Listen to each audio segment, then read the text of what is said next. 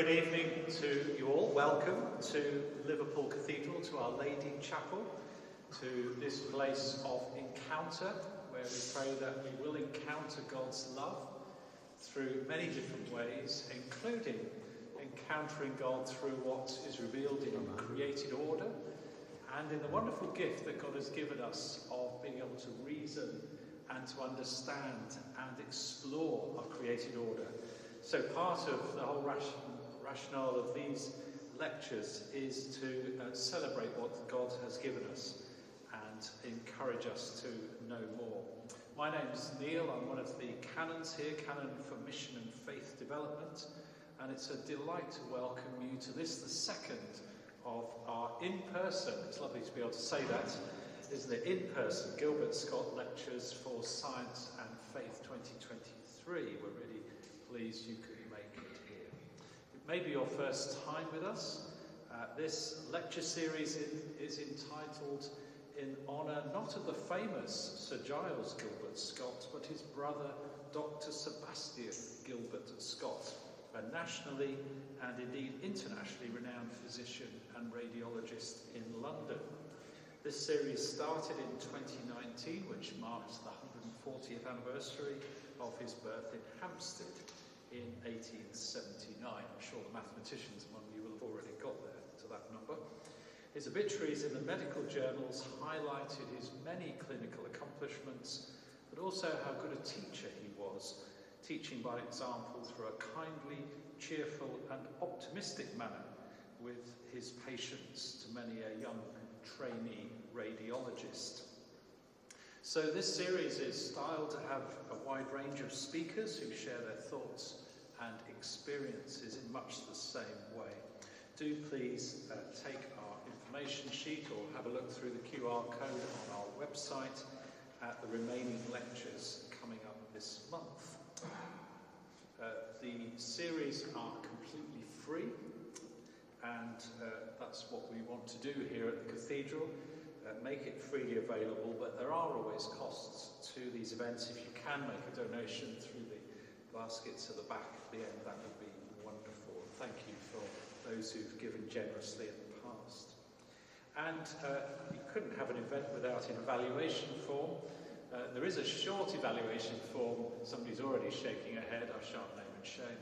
But if you feel able to jot down a few comments, all it says is good points, not so good points, and why don't we try next time to do something. So it's not too intimidating. We really value your feedback. So without further delay, I want to introduce our speaker this evening, who is my good colleague, Canon Dr.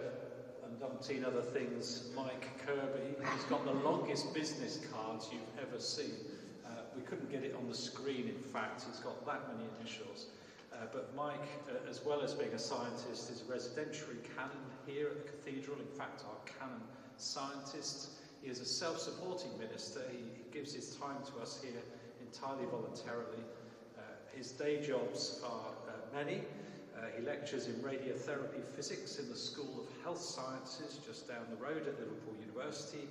He's an honorary lecturer in cancer sciences at the University of Manchester. In his spare time, where he finds some, I don't know, he's involved in national radiotherapy work as a fellow of the British Institute of Radiology. He organises research, meetings, webinars, and the international conferences on radiotherapy and oncology. I do also know that Mike is passionate about getting into schools and colleges and engaging with people there and enthusing them about science. So it's a delight to welcome Mike for this second in-person lecture. His talk on miracles in Mark, Can Science Bring Us Closer? So please welcome Mike Kirby.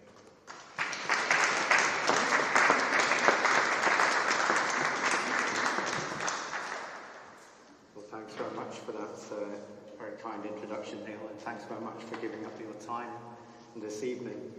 At least this week we're not competing against Eurovision and other events that are going on there. So hope you can all hear me across the PA system.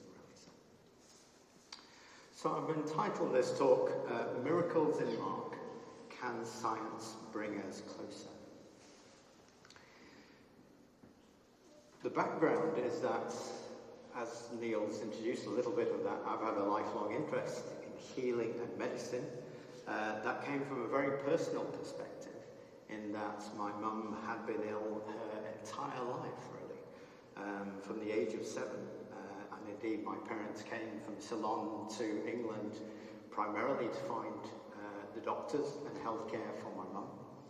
And one of my first wishes as a young lad was to find a cure for mum. My profession took a slightly different pathway, in that it took me into the world not of medicine but of medical physics, and in particular radiotherapy physics. And indeed, for over 40 years I've been a physicist, and over 30 years associated with cancer treatments and our patients here in the Northwest. I've been a lifelong Christian. I was ordained deacon in 2013, so it's coming up to my 10th anniversary at the end of June, and priested in 2014. As I say, I've always had this particular interest in healing and medicine and applying my science in that area, really. But it's also been in examining scientific aspects of healing in the Gospels. That's always been something that's got my attention, that I've been particularly keen on, really. But it was particularly sparked roughly this time last year at a recent European conference on radiotherapy and oncology, and I'll come on to that later on in the talk. But it really did, thousands of people there who were there for this major European conference on radiotherapy and oncology. And there was an aspect of spiritual care and so on that was there within the conference, and I'll come on to that. Why the Gospel of Mark? Well, it's always been a favourite of mine. It's likely to be the first Gospel that's written. And it's one of those that sometimes they class as straightforward. You've got this very, relatively brief, swift presentation of the Gospel, highlighting what Jesus did, especially Jesus' ministry of healing. So this talk tonight is just a small taste there. It's a start of an exploration into some of the healing miracles in Mark. So what's our current theological understanding? Just dipping our toe into that, and what happens when we just do a really quite crude experiment. Sometimes we take a long time to think about and to design our experiments in science. Sometimes just jumping in and trying something is just as valid, really. And that's effectively what I'm trying to do here, trying to put alongside some of the healing miracles, alongside some of our current scientific understandings and achievements. Does science instantly give us all the answers, as we sometimes expect in our 21st century AI-driven world? Or is there still some way to go? And in examining our current scientific understanding, what might it do for us in our faith, really? What does it do alongside Scripture, alongside our understanding of the healing miracles in the Gospel performed by Jesus? So in Mark's Gospel, there are a number of healing miracles. Man with an unclean spirit, Jesus' healing, Simon's house, Jesus heals a leper, paralytic, and so on. To do any of these full justice, we need to just look at part of one of them, but I'm going to strip some of them away, use my artistic license, as it were, and just examine 3 of them in a little bit more depth, and allude to some of the others, particularly in terms of thinking about spiritual care. So let's start with some definitions. What are those definitions of miracle? What do the theologians and the scholars bring to us, really? Well, one of the ones that's most widely quoted is from the 18th century philosopher David Hume, that a miracle is a violation of the laws of nature. And that those laws, as we know them, shouldn't be violated. And indeed, in terms of talking about miracles, David Hume presumed that there's a greater likelihood that the witnesses in the gospel stories were either lying or mistaken, rather than there being a violation of the actual laws of nature, i.e. a miracle as we might believe in it, really. Some of the more modern theologians, like Christopher Southgate and others, bring us a rather wider perspective for a definition of a miracle.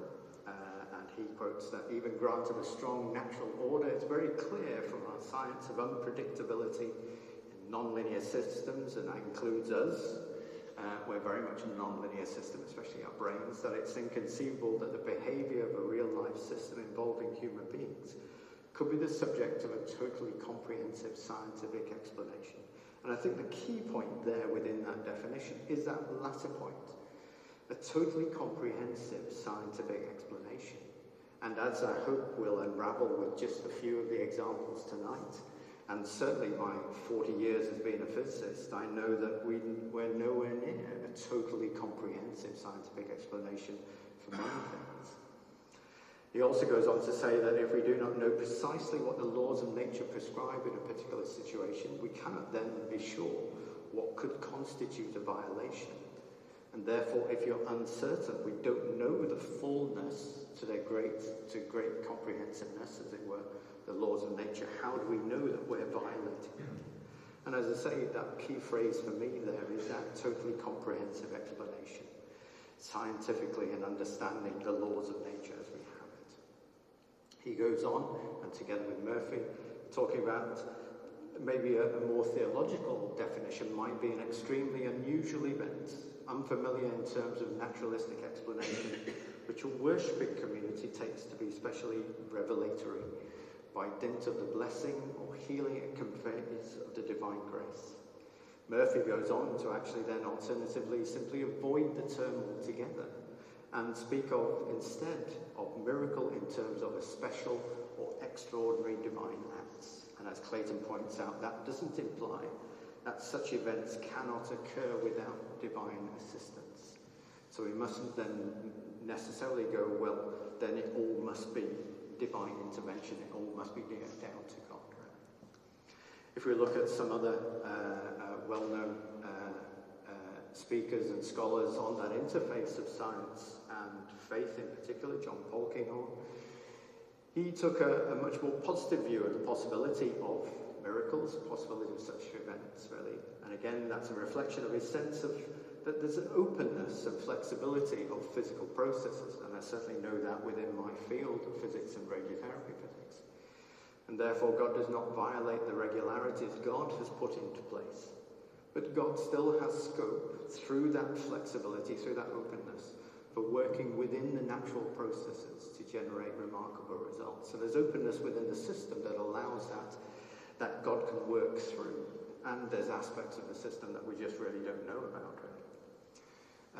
Peacock was a bit more cautious about these views and questions whether such direct intervention is compatible with and coherent with other well-founded affirmations concerning the nature of God's relation to the world, really. And therefore, there's a little bit of a backward step with that, really. But again, I would stress from my own perspective, really, the scientific scope is important to try and understand. Do we have a scope that covers everything? And there's our understanding of natural processes to its fullest. In fact, they are always changing, they're always adapting. Pannenberg's written quite extensively on this, and he points out that in biblical writings the word miracles refers to extraordinary events that function as signs of God's sovereign power. He and others quote definitions that have come from the ages of Augustine and from Thomas Aquinas, and Augustine put it in a very, very succinct way. Whatever is unusual is a miracle.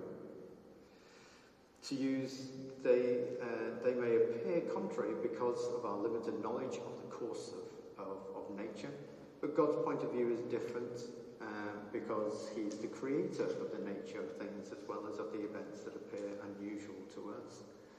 But that puts things in a very, very succinct way.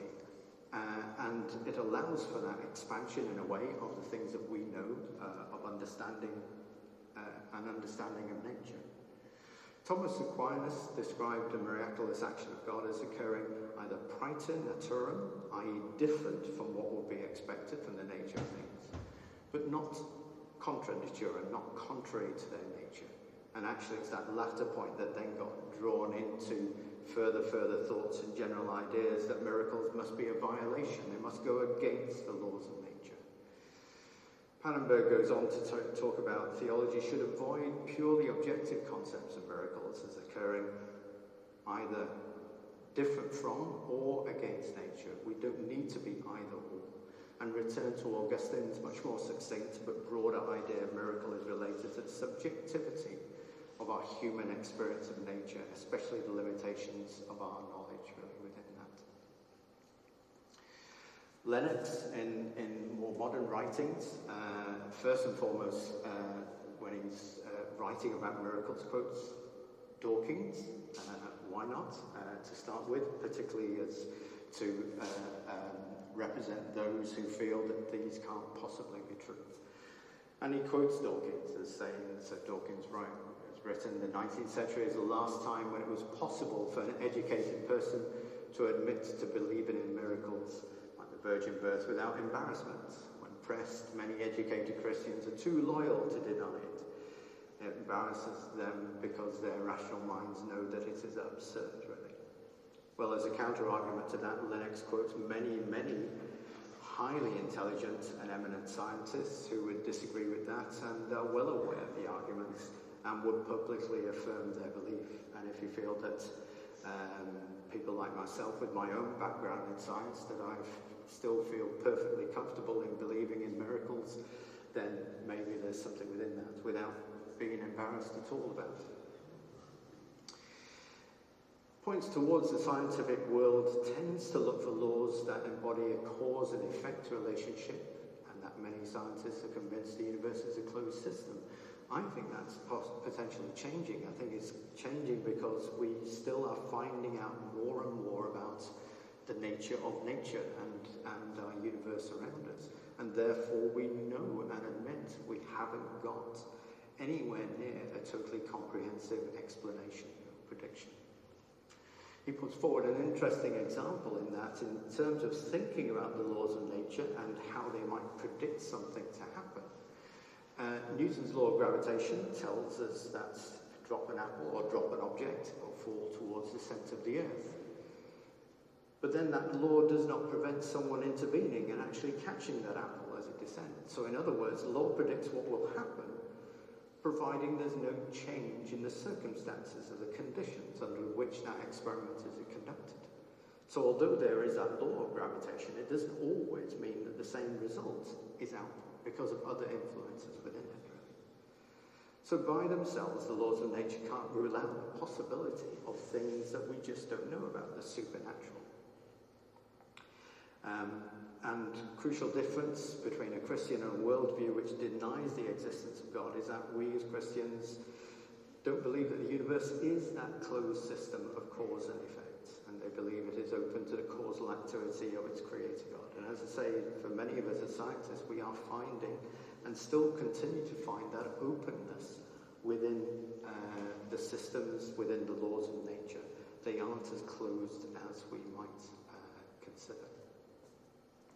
Other writers like Brooke and Ward, well, Brooke quotes Darwin himself, who said, by nature I mean the laws ordained by God to govern the universe, really. So it wasn't that it was purely a natural world without a God within it. Those laws that he viewed were those given by God to govern the universe. Hedley Brooke also quotes Harris from his 2018 Boyle lecture, something I'll come back to. And within all of the thoughts within that lecture, in terms of thinking about science and faith, he actually put forward, do scientific accounts disprove the miraculous nature of the miracle stories, or do they actually affirm it? And actually I'll come back to that, and I think that's part and parcel of this particular talk. And hopefully some of the things that I might show and we might discuss about may show that it can do very much the affirmation side of things. And Ward writes that God may act in ways which the structure itself does not explain, i.e. we've still not got this comprehensive view about what those laws of nature mean in their fullest sense. Quotes Swinburne in saying that the laws of nature describe what happens in a regular and predictable way. When what happens is entirely irregular and unpredictable, its occurrence is not something describable by natural laws. And indeed, if we're looking at the sciences of chaos theory, if we're looking at things as simple as predicting which isn't simple. We all know it's not simple. And yet there must be, if we break things down, some form of laws of regularities within that, and yet we can't predict that really. Then there's an openness, there's an irregularity, there's an unpredictability, and there's uncertainty built within all of our physics systems and scientific systems. The Heisenberg uncertainty principle proves that to us. So those are some of the definitions and some of the theological perspectives behind it. Let's have a look at some of these briefly, some of these miracle stories within Mark's Gospel. So the first one I wanted to look at was Mark chapter 1, verses 40 to 45.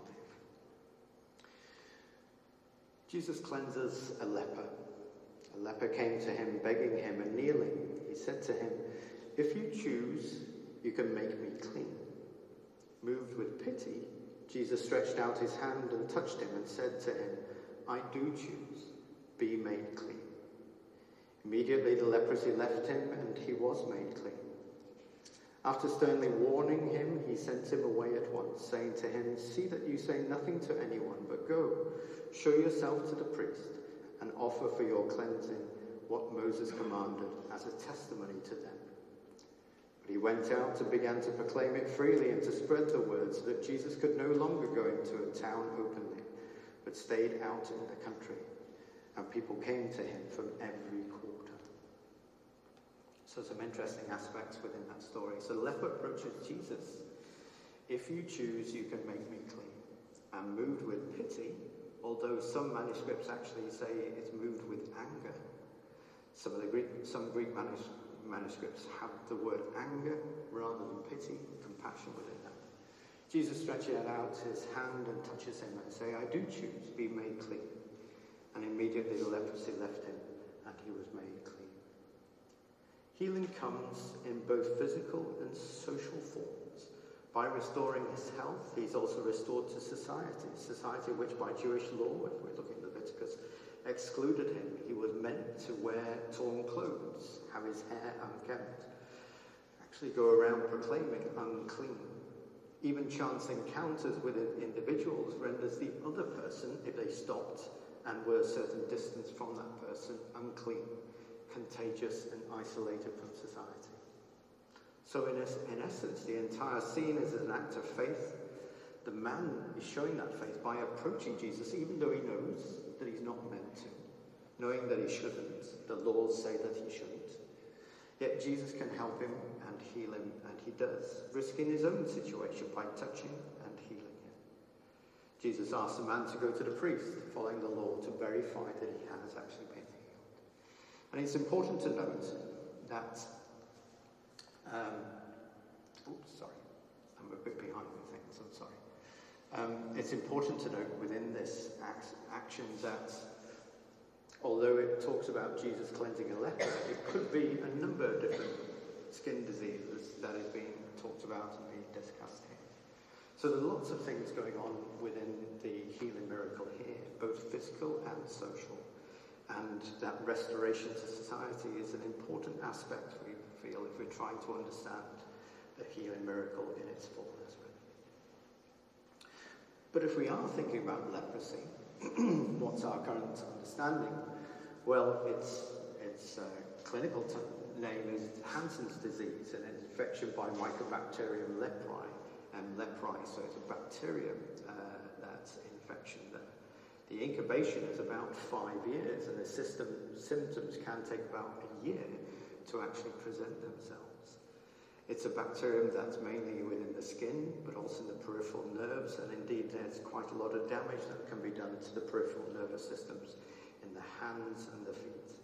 And its likely transmission is by droplets. And our current therapies, which are very, very successful, are a triple drug therapy, mainly based around dapsone and other drugs there for that, really. And indeed, World Health Organization, LEPRA, the society there, it's all about knowledge and building knowledge about diagnosis, treatment, and its prevention, because if treated early diagnosis and treatment, the disease can indeed be cured, really. But it's about busting this myth that may have come from sources like our scripture, from a previous understanding that people were unclean, that they shouldn't go near others, that you shouldn't be in contact with others, and we know that that is not true.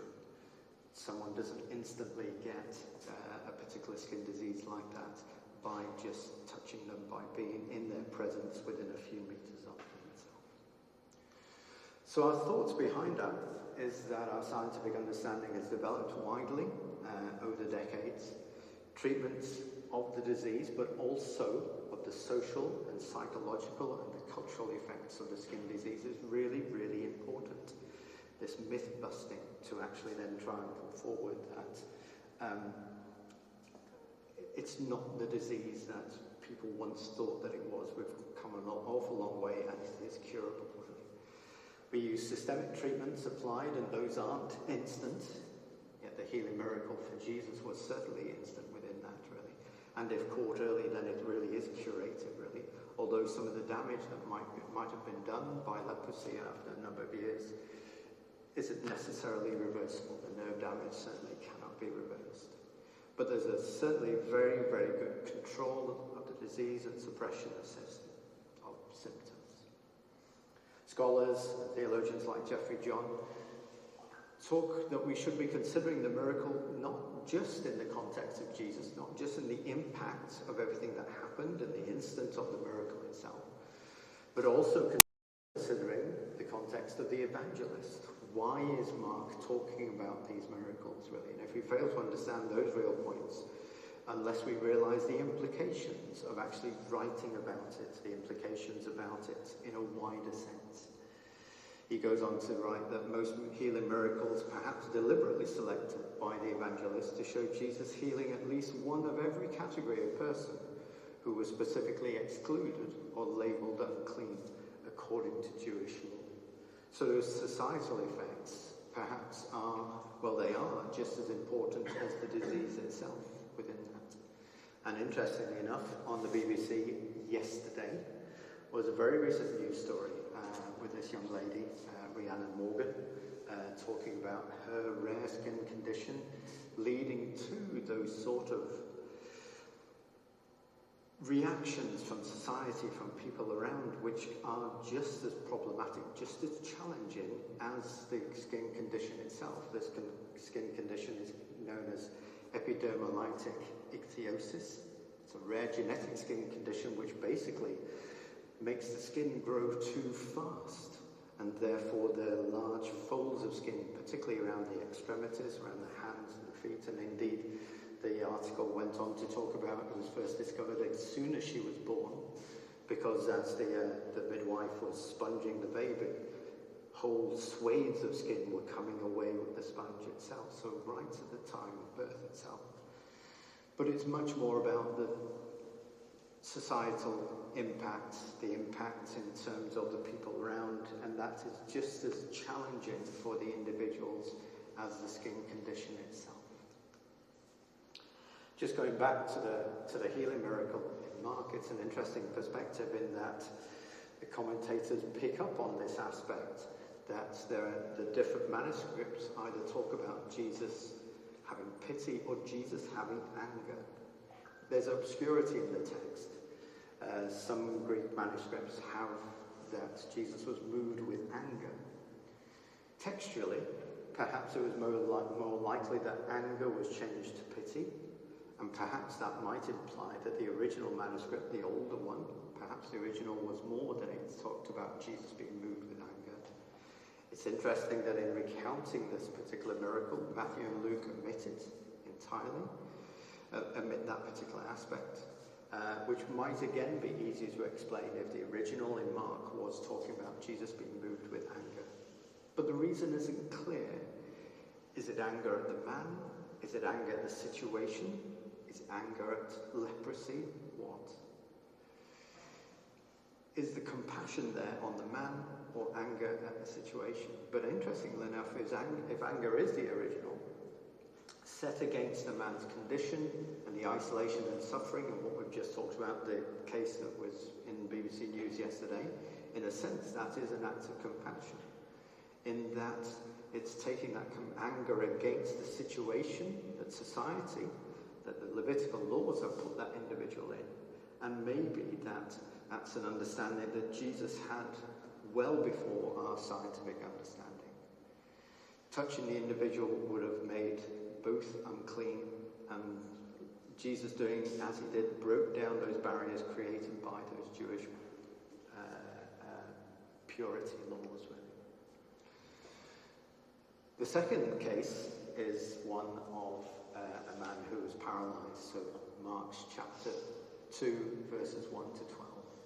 So Jesus is at home in Capernaum with lots of people gathered at home listening to Jesus' word.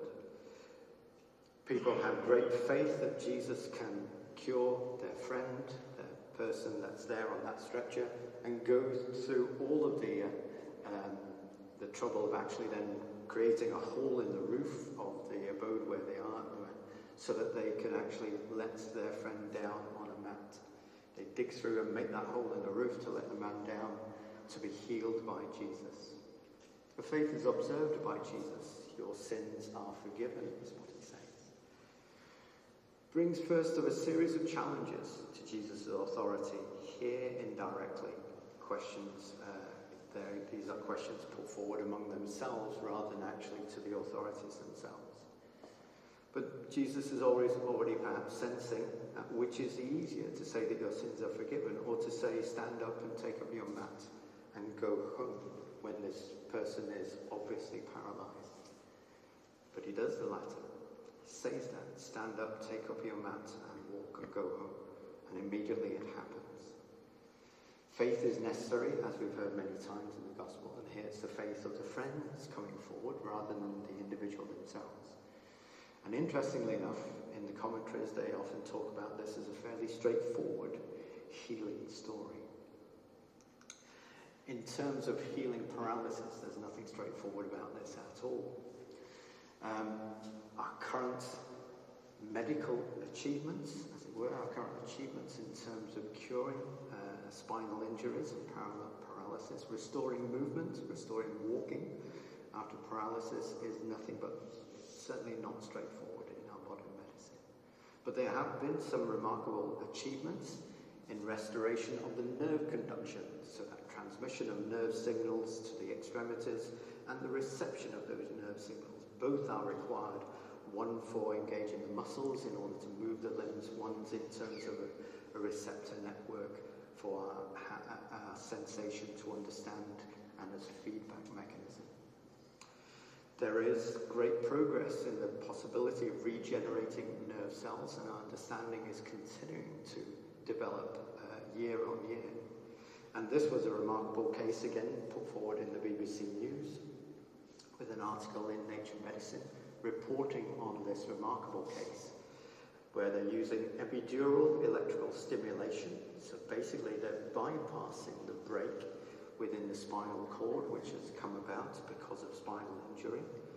So bypassing that aspect of the spinal cord which isn't functioning, and creating, using very sophisticated technology, computers and programming and algorithms, the nerve stimuli to produce different functions such as walking and cycling, standing and even swimming, and restoring the function to the lower torso.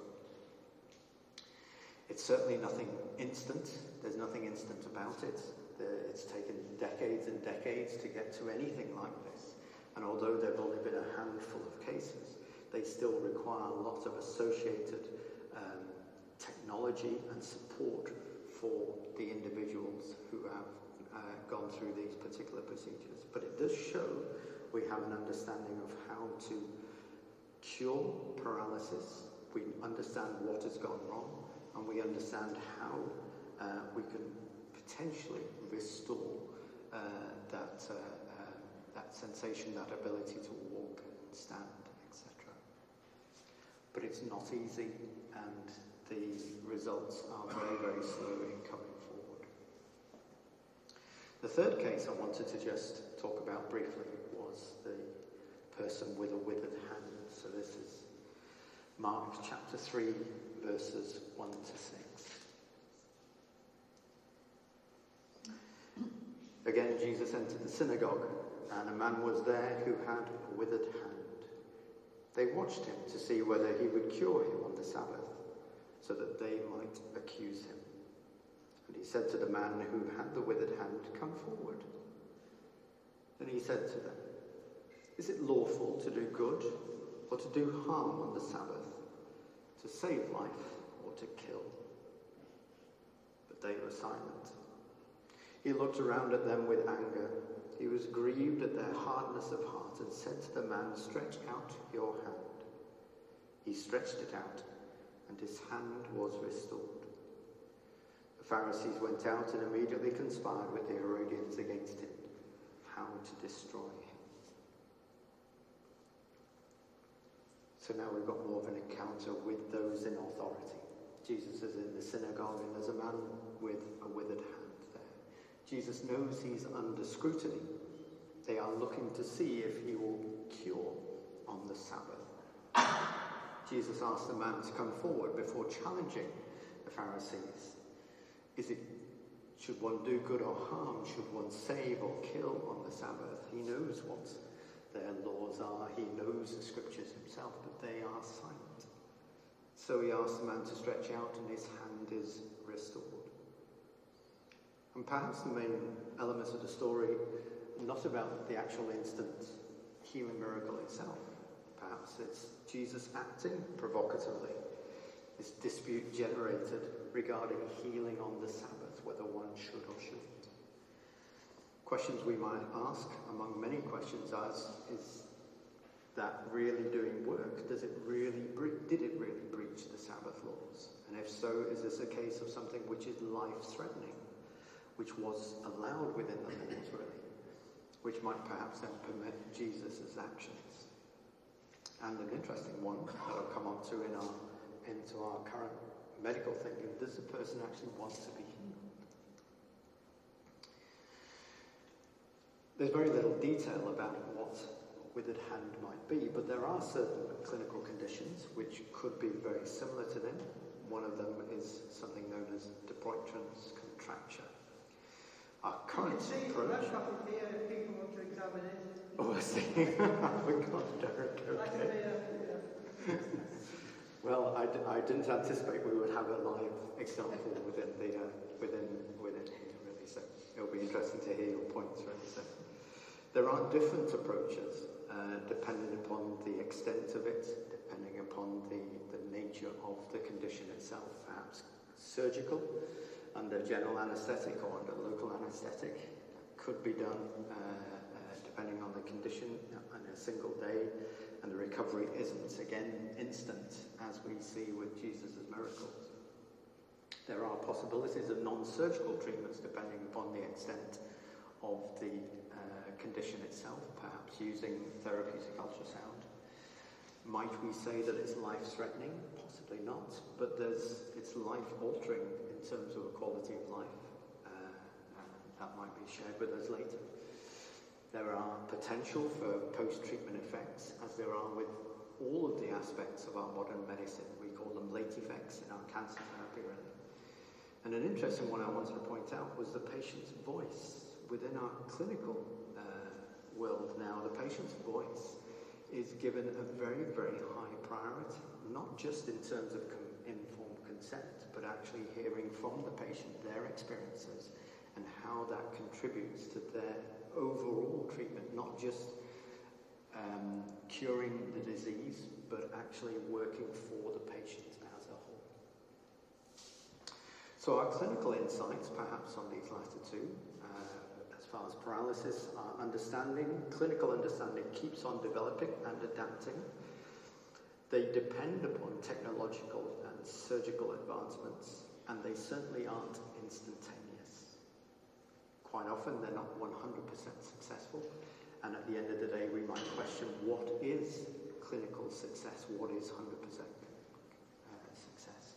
Same way in terms of Dupuytren's contracture, there are multiple clinical approaches, and again, none of those are instant, and what might be a gauge of clinical success within that.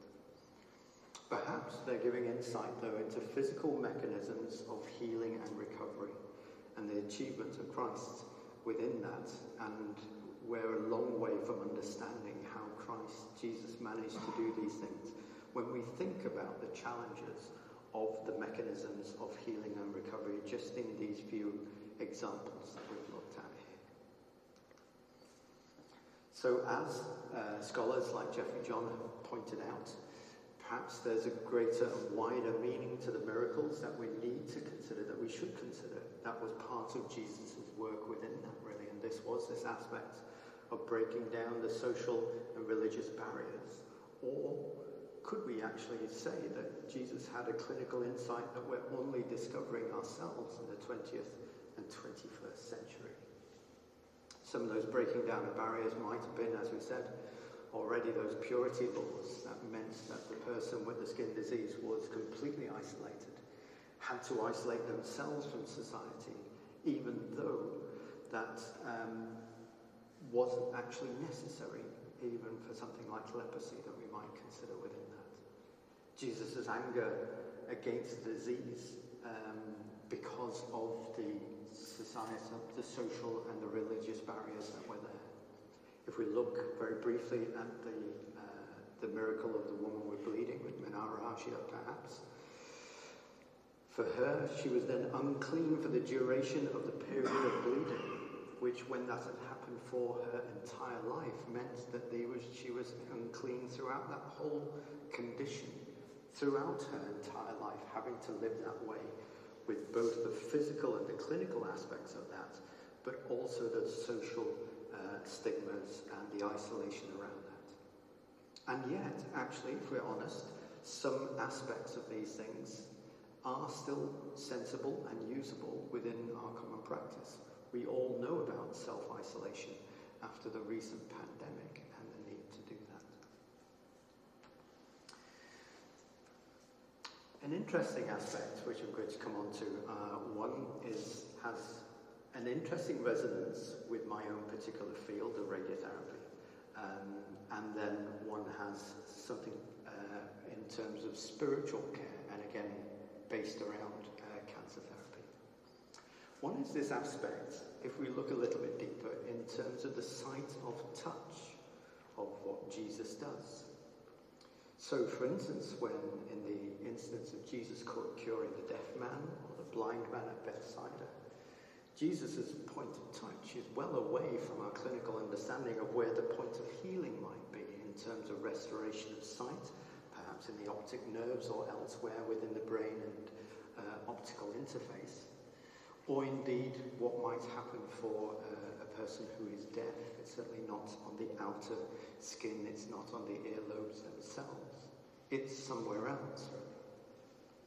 There's an interesting, very, very interesting clinical effect that we've known about for, well, a few decades now, but we're still very, very far away from understanding how it works. And we see it within my own field of radiotherapy and oncology. It's called the abscopal effect.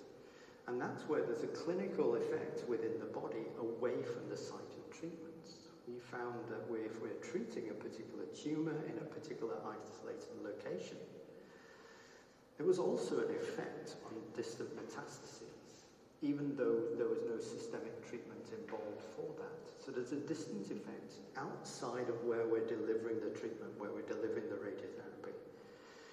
It exceeds what we might think when we're combining immunotherapy and radiotherapy together. It exceeds the effect of what we know from our immunotherapy, and therefore we know that it's coming from the fact that we're radiating, that we're treating a patient at the site of the tumour. That something else is going on systemically within the patient. And clinical trials have shown that combined treatments, there's an enhanced effect. Could this be part of a potential mechanism that Jesus employed? Was there within Jesus' ability to touch a patient, but the site of healing was different in a different place?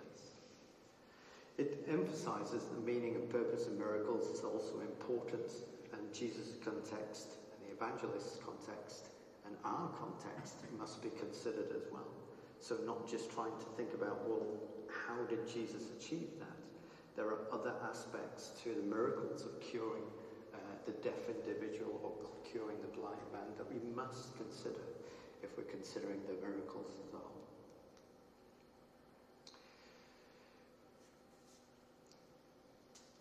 We're often told that Jesus showed compassion, showed this care and compassion throughout Jesus' ministry, and Mark is one that particularly notes the emotions of Jesus within this.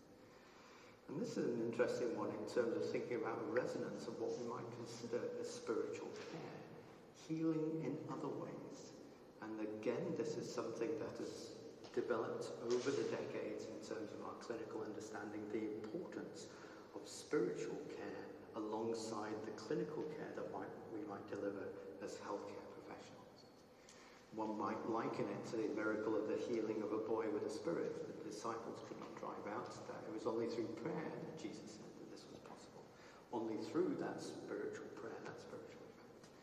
But we know, and there are growing numbers of studies that show that there's a big effect, a clinical effect of spirituality within modern medicine that should not be overlooked. And this is a paper that I mentioned that re-sparked my interest into starting to look into these things again. To put it in context, ESTRO, the European Society for Therapeutic Radiology and Oncology, is the biggest organisation for radiotherapy and oncology in Europe.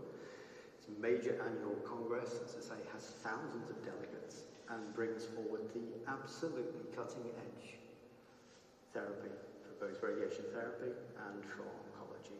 The big discoveries are usually showcased here and in the States at the American Society. The keynote address that opened the whole conference last May included this paper by Di Napoli, where they're talking about resilience, spirituality, and survival outcome in glioblastoma patients, a certain type of brain cancer. So this was an actual clinical trial that showed that there was a difference in overall survival.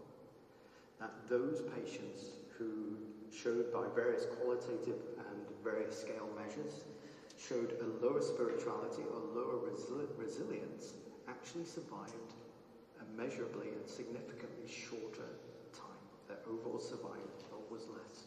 Those that showed that were associated with a higher spirituality and a higher resilience survived longer.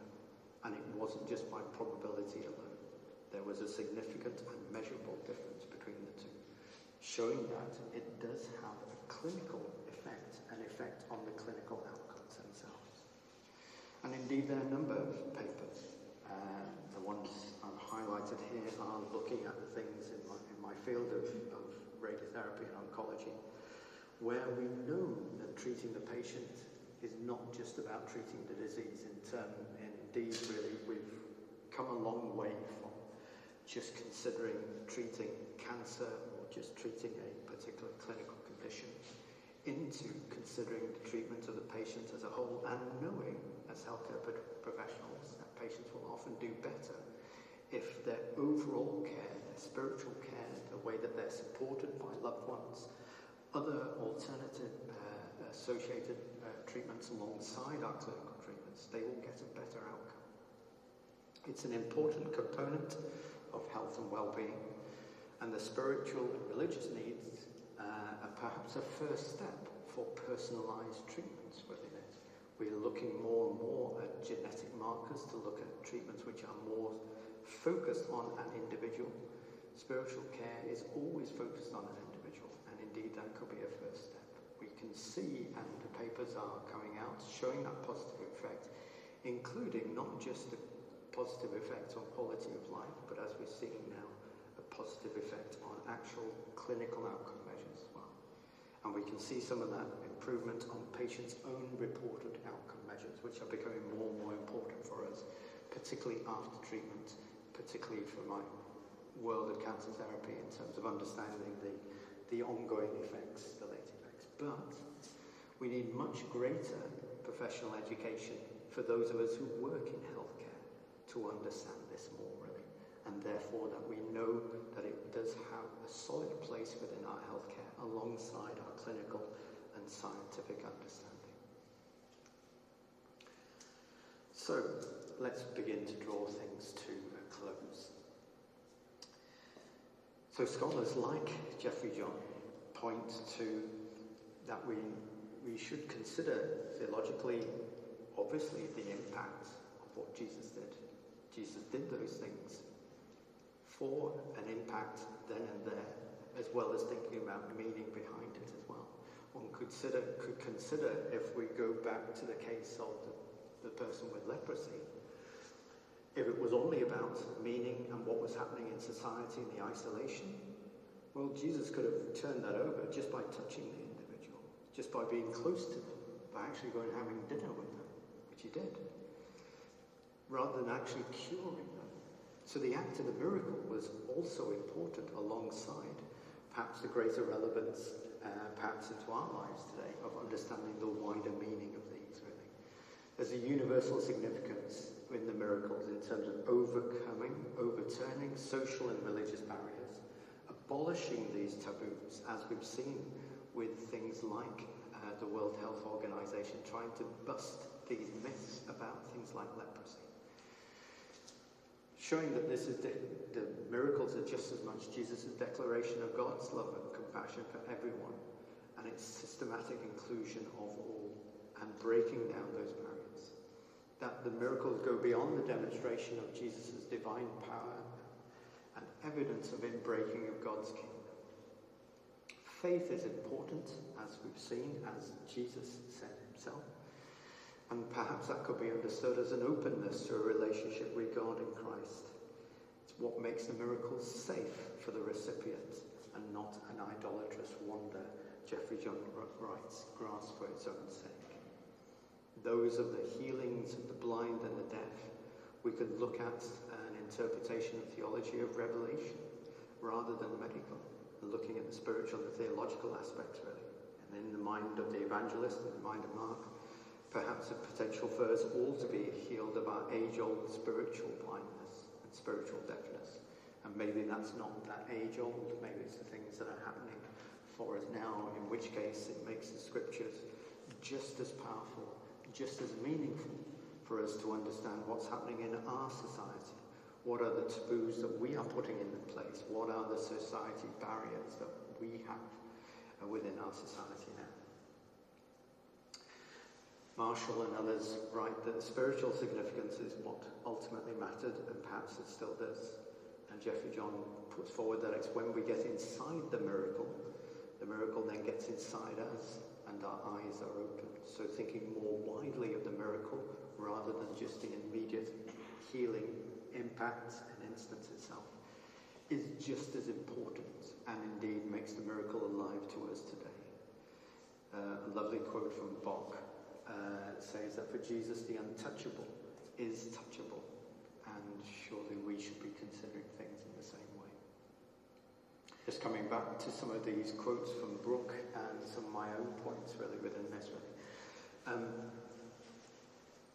to have a totally comprehensive explanation of natural processes and natural laws, any scientist will tell you that we are nowhere near that. We keep on finding things, particularly in my own world of physics. There would have been times when we thought about, we knew the composition of the atom, we knew that was it, we knew that was what defined the atom, that was the law of nature there, until we proved that it wasn't, that there was a different aspect to it. We've got an awful long way to go, I think, both in the humanities and the sciences, really. And Pannenberg writes, unusual occurrences may in fact follow other patterns of law that we just do not know about. And as a scientist, that's what we look for. We look for those things that we don't know about. We're looking to discover those. And we're still finding out those more and more of their natural processes and laws, the things that are in God's world.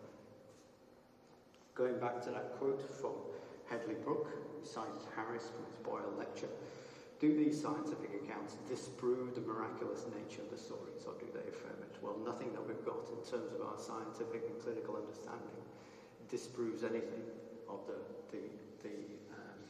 miracles that we've just considered here tonight, just these few of them really.